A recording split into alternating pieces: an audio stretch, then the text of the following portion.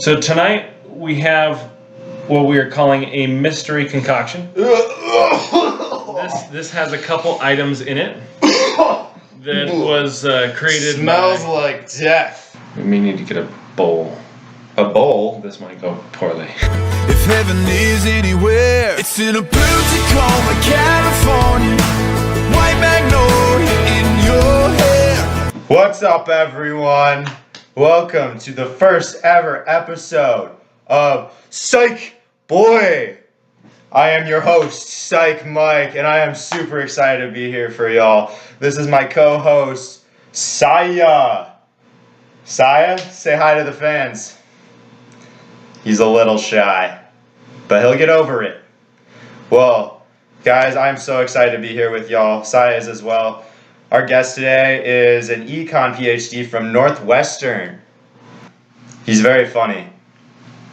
G minor. And you guys will be hearing from him in a short while. But first, I just want to talk about this podcast and what it stands for. We call it PsychBoi, and if some of you probably know, that's an expression that means you're kidding around. Like if I were to say, Psya, you're looking really fly today. Thank you. PsychBoi! You're actually looking like a homeless bum. Thank you again. Psych also stands for psychology, and this podcast, we're calling it a psychology podcast, but it's actually going to be about a whole bunch of stuff. And the whole purpose is just to entertain you guys. We want it to be a little bit of education, but mostly entertainment, and we just want it to be something fun that you guys will tune into on a weekly basis and just have a good time. And so, like we said, our guests will be from all kinds of backgrounds. Our guest today, G minor, is an econ PhD, but all our questions will be rooted in psychology, and a lot of what we do here is going to be rooted in psychological concepts and constructs, and we know a lot of people are into that, so it should be a good time. Sai, any words? Let's do it. Let's do it, guys. So, without further ado, I'd like to bring in our guest, G minor. All right. Come on in the shot, buddy. Thank you for letting me on the show. Oh, no Pleasure to problem. meet you, Psych Mike. It's a pleasure to meet you as well. This is Saya.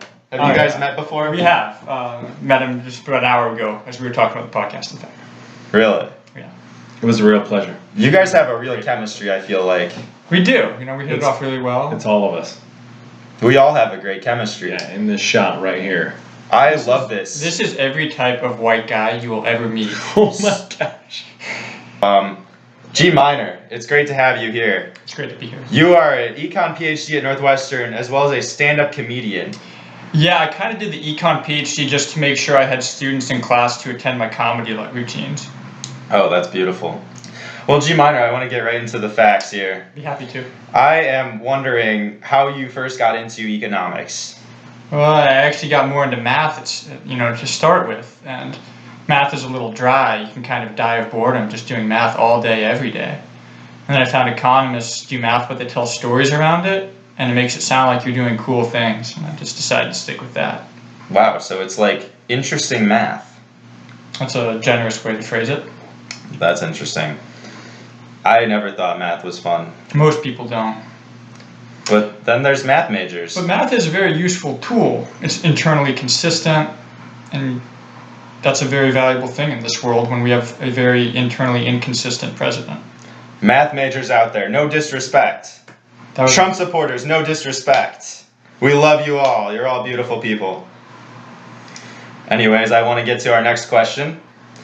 Now, in economics, you guys use models. Yeah. You run models to mathematical models to learn things about people and the economy.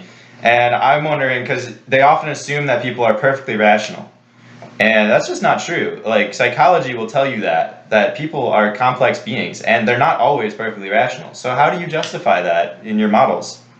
The first point I want to make is you have to understand why we make that assumption. We don't make that assumption thinking it's the truth. We make that assumption thinking it's useful. So you can make pretty much any assumption you want about human behavior, about human rationality, and based off the assumption you make, your model will tell you a different answer. Assuming rationality is just a baseline, it's a very objective way just to say this is a reasonable way to assume people act. What do we get when we assume rationality? And then you can say, what if we allow for departures of this baseline? Then what does our model tell us? Things of that nature. It's just a good way to start analyzing human behavior.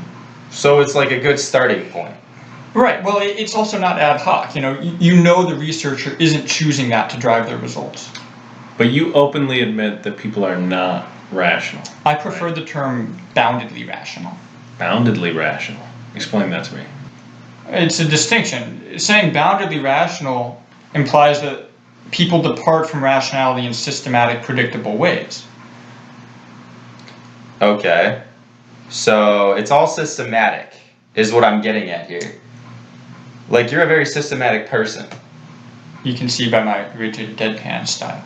There's very famous work. Tversky and Kahneman showed that people value gains much less than the cost of losing something. This is a systematic way humans behave, and it departs from rationality, but we can model it and we can understand it. Kahneman was a psychologist, by the way. That's actually true. As was Tversky. Yeah. They worked together. They got the Nobel Prize in economics. Right, but they were psychologists. Can we just claim them? Just for the sake of this They are podcast? psychologists. It's like an objective fact. Hold on. So wait a minute. Which were they? Economic? They were psychologists. Or they were psychologists. Yeah. And they won The Nobel Prize in economics. It was blasphemy. Because there's no Nobel Prize for psychology. And that's blasphemy, in my opinion. Wow. Talk about life-changing facts. Yeah, those are life-changing facts. Here's some more life-changing facts. The average human pees out approximately 80 quarts of urine every year. I didn't see that coming. I did not know that. And I just made that up. Wow. It's not even a fact. You can't throw out lies like that. It's not a lie. It's an are alternative fact. People are trusting you. Alternative facts here on PsychBoi. Like an economist, people are trusting your numbers. That's a good point. That's a good segue into our next question. I was wondering, because I've seen a couple of studies in econ recently with 401k plans, actually. They, with employees, they'll enroll them in the 401k plan, and instead of opting in, they have to opt out. And they found that they're actually more likely to go on with the plan if they have to opt out as opposed to opt in. And so they're finding success with that, and it's causing them to want to do it in other areas as well, such as with green energy and stuff like that, and environmentally good policy. And it kind of makes me wonder, like, where's it going to end, you know? Like, Wait, I just want to make sure I understand. So you're saying that the default for people is going to be changed to using green energy, and you think that's a bad thing? well, so you know how at colleges and universities they have you know, it's usually double-sided now instead of one when you print. Okay. It's like they're forcing you to use double-sided almost. How is that a bad thing? Well, I don't think that's a bad thing. But when you talk about possibly, you know, doing organ donations that way, I don't know about that. Okay, so the concern is we're going to default make everyone an organ donor. I just think it's going to unfair. induce more people to do it. Well, I mean, the fact that people aren't changing from the default implies something about the cost of switching. That the cost to them of going online and changing whatever form is greater than the value they have, the difference in value between the two plans. It means people really don't really care that much. But it's like you're capitalizing on their laziness. No. Or they're not caring. The fact is they really don't value it that much. The difference. By the way, I'm looking really fresh in this tank top. There's some cost to switching, and that switching cost is greater than the difference in valuation, so people don't switch. I get what you're saying, yeah. But it's just, it seems like mind control almost to me, you know? Well, isn't that basically what our entire society is almost built on? Is the fact that we are fed certain principles and concepts through our media Yes, and such, and therefore absolutely. we're technically being controlled. I mean, think about it. We're all U.S. citizens. We've been fed a particular dialogue our entire lives that tells us we're supposed to behave a certain way. You know, what's to say that we haven't, you know, as you call it, mind control? Like, the question is should we just automatically be opted into good things? Now, the issue is that different people believe different things are good or not. Right. Well, some things are good for society, but not good for people as individuals. Like what? Like what would be good Well, for society? Organ donation. Do you want people to rip out your heart when you're dead? I'm dead. I don't really care. All right. Well, I'm not that's- using it. That's pretty cynical, I think. I would hate if someone ripped it out of me while I was living, though.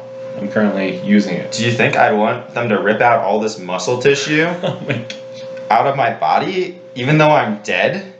Hell no. Not a chance. G minor. We're getting near the end of our interview, but I wanted to ask you an important question about Trump's policies. Go ahead. But first, we're gonna jump to a little intermission here. That's right. Psya, take it away. All right, folks. We have a special little treat for you. Yeah, Actually, it's a special treat for This guy. Psych Mike. Psych Mike. That is my name. That's right.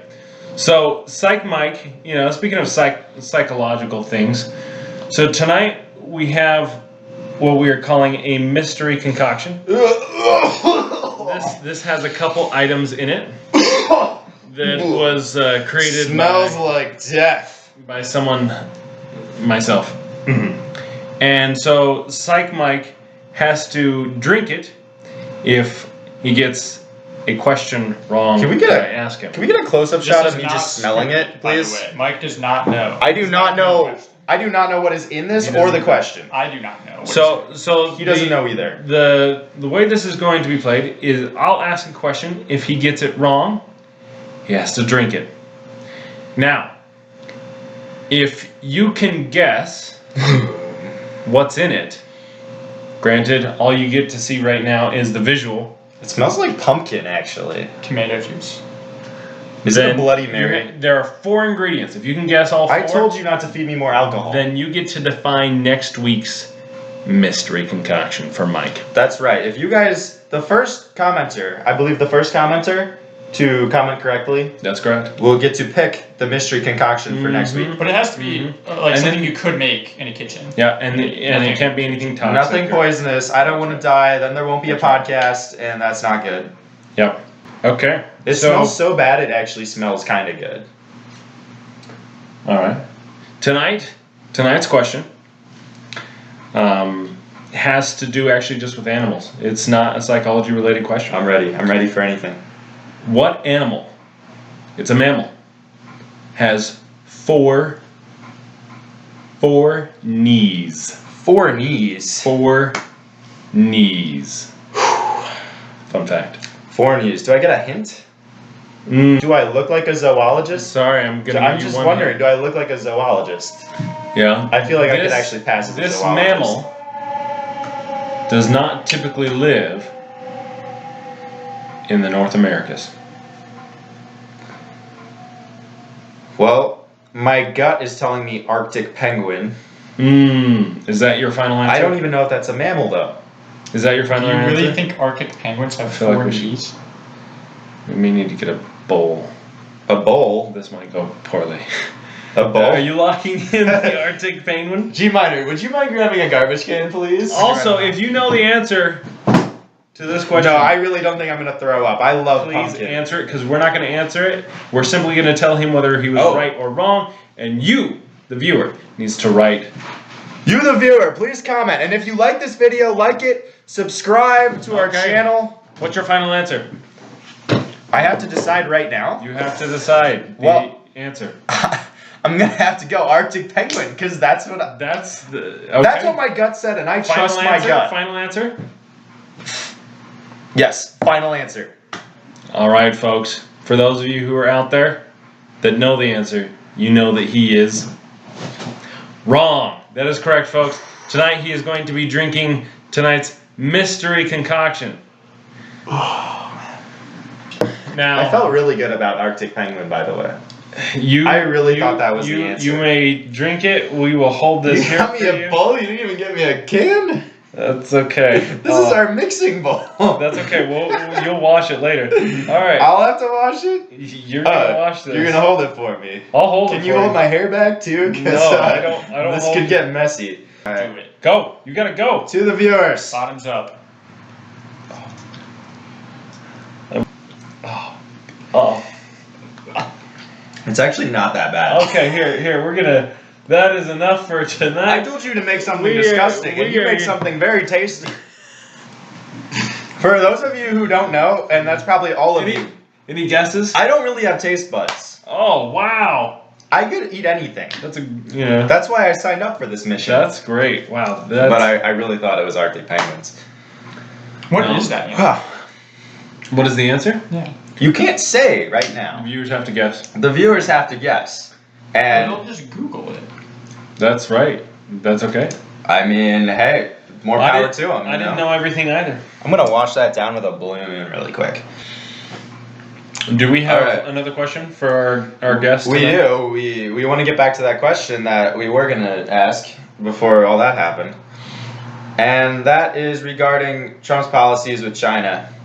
And we all know he's enacting tariffs and kind of sparking a trade war there. Tariffs. The word was tariffs. I want to clarify that. Tariffs. I did not say treetops. But, you know, we're all wondering, is this going to lead to a recession? And what are your thoughts on that? Because you're an economist, you must have some insight.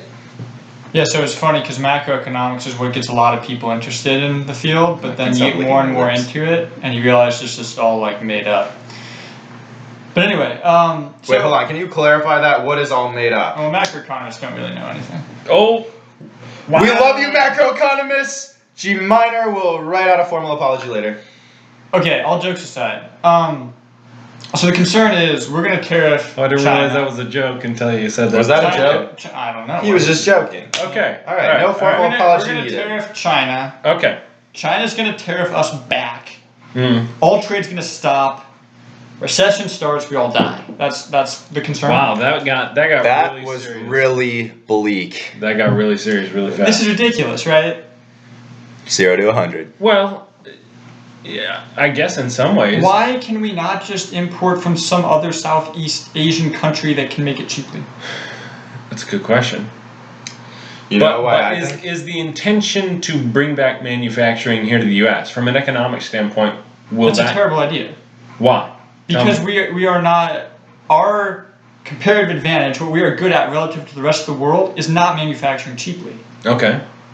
People in the United States are the best at innovating, Mm-hmm. at tech companies, Yeah. product design. That's what we need to focus That's on. because our entrepreneurial spirit and the patent system that exists in the U.S. is like none others in the world. Just for the record. America. No, I agree with that statement though. I was an economist major as well in college, An and economics major.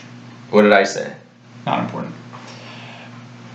So- You just need to realize, like, this whole thing, like, we're losing manufacturing jobs. It's like, okay, yeah, but that just means that we can do other types of work that we're better at and that are more meaningful and less rote. Okay. I don't see how this is a bad thing. Okay. So then how do we balance the need for those jobs or that displaced workforce? What should we do with them, and how does that work into the whole economy from your perspective? So a natural result of free trade is there are some losers. Economists will agree with this, and it may be that temporarily in the short run, those people don't have jobs. Yeah. The question is, so those people, their slice of the pie is getting smaller. The overall pie gets bigger through free trade. Donald Trump is coming in saying, we want to tariff China because we want to make those people with a smaller piece of the pie get a bigger one. The question is, do you care about how the pie is divided up? Do you care about how big the pie is? But Trump we is all want a caring about how bigger the pie pie. is divided. We all want a bigger pie though. That's in everyone's best interest. I would think so. But the bottom, Everyone we kind of wins. strayed from the original question. The original question is there going to be a recession? Right, will there be a Trade war? recession? Yes. I don't think so. People want to know. The answer is no, folks. There will not be a recession. Ever? There will be some other form of manufacturing in some other countries, some other trade that will take the place. If we do happen to stop trade with China, it will be replaced by somewhere else. Mexico, Korea. I mean, there's tons of countries that can manufacture. So guys, there will not be a recession. Keep buying whatever you're buying. Don't worry. Don't put your money in the bank. It's all going to be good. No, put your money in the bank Why? because it gets interest. It gets like 2%. Better than zero. He makes a valid point. Yeah, it's better interest than under your mattress. Although, if the economy is going to continue to grow, then the stock market is the better choice. Although- But be ready to lose if you're going to put in the stock market. Although I think putting money in your mattress, if you have enough of it, actually makes it firmer. No, the stock market is always up long term, Psya. Well, I'm just saying there are always wins and losses. Long term always wins, though. Well, sure. But everyone, in order for someone to win, someone has to lose in the stock market. That's how it works. So say you win in the stock market, and who loses?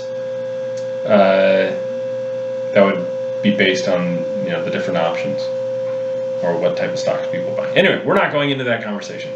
Because you don't know anything about it. Boom! Roasted! The first roast of the podcast. I love it. I love it. G minor. So, G minor is a very smart... Oh, I have one more question for you, actually. I'm scared already. Actually, I have two more questions for you. So, you want to promote yourself, not only as a comedian, but as an economist. What are you currently working on right now?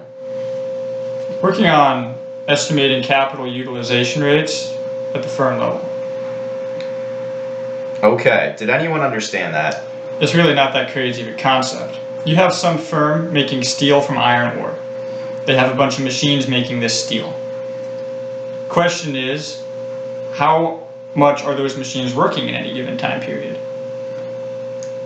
That's a good question. Because it matters. There's a ton of papers written estimating production functions. All of them look at the amount of machines on the books and assume it's all being used 100%. That's obviously not true. Right. There's a discrepancy between how many machines you have and how often you're working them. And this influences the parameters you get when estimating your production function. I see. So I have an idea to estimate both those parameters and capital utilization rates at the same time.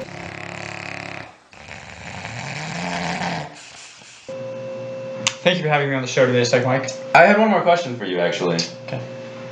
So, we do want to bring, what was your name again? G minor. G minor on the show again. We think he's very intelligent, and we feel like you could actually have a spot as a regular co-host. What do you say? We'll see. What was that? We have to edit that part out. I don't even know what you said. What did you I say? was trying to say we'll see. Wolfie. I heard Wilfie. What did you hear? We'll see. Oh, you heard we'll see? Okay. It's a little bit Mike? of Thank you From for the having me on last the show. phone call. This is good to meet you, Psya. Good to meet you, PsychBoi. It was great Thank to you meet for having me you, on the bro. show. Good to meet you. Awesome. Yeah, so he was nice. I thought he was great. I thought he had some great viewpoints on economics. Yeah. I definitely thought, he brought home some interesting points. Yeah, but he was very defensive about econ versus psych. Well, what do you expect? That's his industry. And he's good at it. Right, So you right. got to give the guy props for You that. have to defend your industry. Yeah. All right. Well, thank you guys so much for tuning in. We are hoping to have another episode up next week.